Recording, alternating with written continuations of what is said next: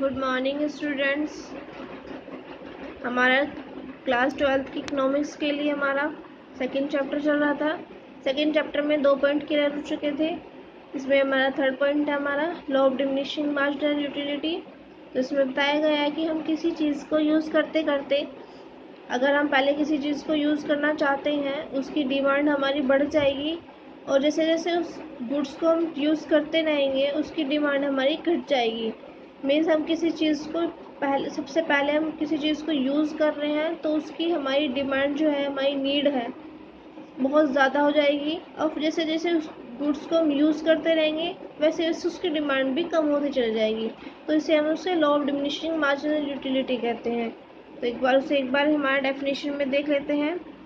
किसी वस्तु की पूर्ति जैसे जैसे बढ़ती जाती है उसे प्राप्त उपयोग उसकी मात्रा में प्रत्येक वृद्धि के साथ साथ घटती चली जाती है। इसका मतलब यही है कि हमारा किसी वस्तु की हम डिमांड को बढ़ाते चले जाएंगे, अगर उसे यूज़ करते चले जाएंगे तो उसकी डिमांड बढ़ती चली जाएगी, और जैसे जैसे हम उसे यूज़ करेंगे टाइम टू टाइम उसकी डिमांड भी घटती चली जाएगी। क्योंकि हम पहले तो कुछ चीज़ हमें बहुत ज़्यादा पसंद आती है, और जब उसको हम यूज़ करते रहते हैं दिन पर दिन उसी चीज़ को यूज़ करेंगे फिर उसकी डिमांड भी हमारी घट जाएगी। तो हम उसे law of diminishing marginal utility कहते हैं। तो एक बार इसे ग्राफ में देखते हैं। हमारा ग्राफ भी हमारा ये बताता है, अगर हम ये रेखा है हमारी कि हम 1 पॉइंट पे हमारी डिमांड 30 हो चुकी है, 2 पॉइंट पे हमारी 20 हो चुकी है, 3 पॉइंट पे हमारी 10 हो चुकी है। हमारी डिमांड हमारी डिमांड बढ़ रही थी, फिर जैसे जैसे हमने उस प्रोडक्ट को यूज़ करना शुरू करा तो वैसे वैसे हमारी डिमांड घटती चली गई, और कुछ टाइम पे हमारा डिमांड की इक्वल हो जाती है, जो पूर्णतः सुनिश्चित बिंदु है हमारा इक्वल हो जाती है। फिर जैसे जैसे हम उस प्रोडक्ट को यूज़ करते रहेंगे वैसे वैसे डिमांड भी हमारी घटती चली जाएगी। तो एक ग्राफ में भी वैसे ही बताया गया है जैसे डिटेल में बताया गया था। किसी प्रोडक्ट को हम यूज़ करते करेंगे, पहले हम उसकी डिमांड को बढ़ाएंगे और यूज़ करते करते उसकी डिमांड हमारी घट जाएगी, और घटने के बाद एक पॉइंट पे हमारा इक्वल हो जाएगा। इक्वल के बाद फिर हम उसे यूज़ करेंगे तो उसका डिमांड उसकी गुड्स की कम हो जाएगी। तो इसे हम law of diminishing marginal utility कहते हैं। इसका नेक्स्ट पॉइंट है हमारा exemption of law of diminishing marginal utility. Law of diminishing marginal utility सबको समझ में आ गया होगा। इसका एग्जेम्पशन एक बार पढ़ लेते हैं। इसका पहला एग्जेम्पशन है, वस्तु की समस्त इकाएं गुण में समानता होनी चाहिए। मतलब हमारी जो वस्तु की इकाई है उसके इक्वल होने चाहिए, तभी तो वह नियम हमारा लागू होगा। अगर हमारा इक्वल नहीं होंगे, हमारे डिमांड्स और गुड्स हमारी इक्वल नहीं होंगे तो हमारी law of diminishing marginal utility कहाँ यूज़ होगी फिर। तो इसलिए हम वस्तु की समस्त इकाई को गुण में समान होना चाहिए, इक्वल होने चाहिए। नेक्स्ट पॉइंट हमारा, वस्तु की इकाई का उपयोग निरंतर होना चाहिए।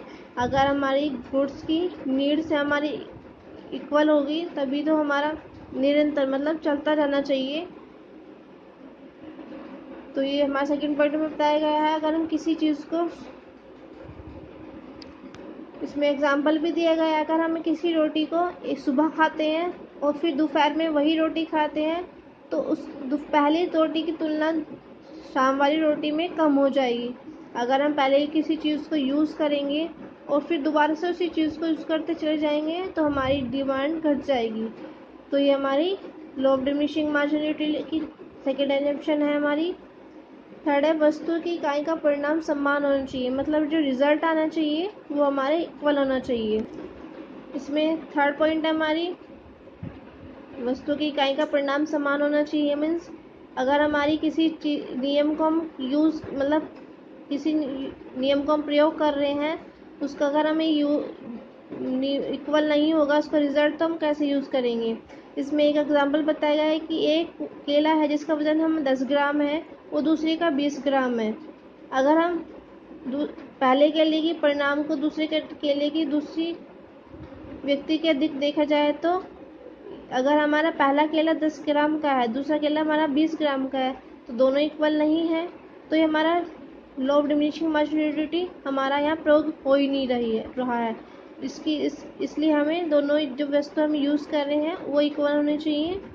फोर्थ पॉइंट है हमारा वस्तुओं के मूल्य में परिवर्तन नहीं होना चाहिए। जो हमारा यूज़ करने वाली चीज़ है उसके पैसे में भी परिवर्तन नहीं होना चाहिए।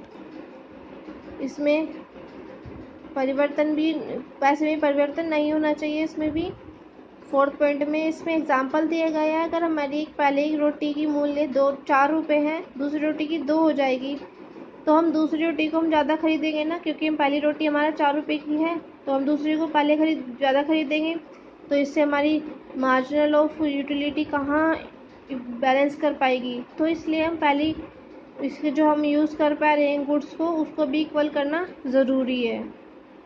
इसमें लास्ट पॉइंट है हमारा उपभोक्ता की रुचि, आदत, स्वभाव, फैशन आदि में परिवर्तन नहीं होना चाहिए। मीन्स अगर हमारी जो हमारी ब्यूटी, ये चीज़ पॉइंट है ब्यूटी फैशंस, अगर हमारे इसमें यूज़ में इक्वल नहीं होगा तो परिवर्तन भी नहीं होना चाहिए। इक्वल नहीं होगा तो फिर हमारा law of diminishing marginal utility कहाँ सपोर्ट कर रहा है इस पॉइंट को। जैसे इसमें बताया गया है कि हमारी किसी व्यक्ति को चाय पीने की, कॉफ़ी पीने की आदत है और उसे कॉफ़ी नहीं पसंद है, उसे चाय पीनी पड़ रही है, तो वो तो उसकी कॉफ़ी की डिमांड हमें बढ़ जाएगी, चाय की डिमांड हमारी बढ़ जाएगी, कॉफ़ी की डिमांड हमारी घट जाएगी। क्योंकि हम चाय नहीं पीते हैं, चाय हम पीते हैं, कॉफ़ी हम नहीं पीते हैं। तो हमारी ये पॉइंट भी law of diminishing marginal utility में रेफर नहीं कर रहा है।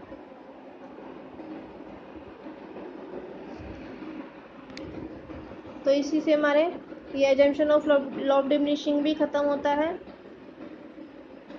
इसमें चैप्टर सेकंड में 3 पॉइंट क्लियर हो चुके हैं हमारा। पहला पॉइंट हमारा कंजप्शन इक्विलिब्रियम था। सेकंड पॉइंट हमारा मार्जिनल यूटिलिटी और रिलेशन बिटवीन था मार्जिनल और टोटल यूटिलिटी में। और थर्ड पॉइंट हमारा ये था law of diminishing marginal utility. तो ये पॉइंट भी हमारे क्लियर हो चुका है। किसी को बच्चे को समझना है तो बेटा कमेंट करके ज़रूर पूछ लेना, और कुछ चीज़ क्लियर ना हो तो फ़ोन पे पूछ लेना सर से या मैडम से। ठीक है, चैनल को सब्सक्राइब और शेयर ज़रूर करना। नेक्स्ट पॉइंट हमारा होगा law of diminishing marginal utility and consumption equilibrium. इन दोनों में हम डिफरेंस बताएंगे नेक्स्ट वीडियो में।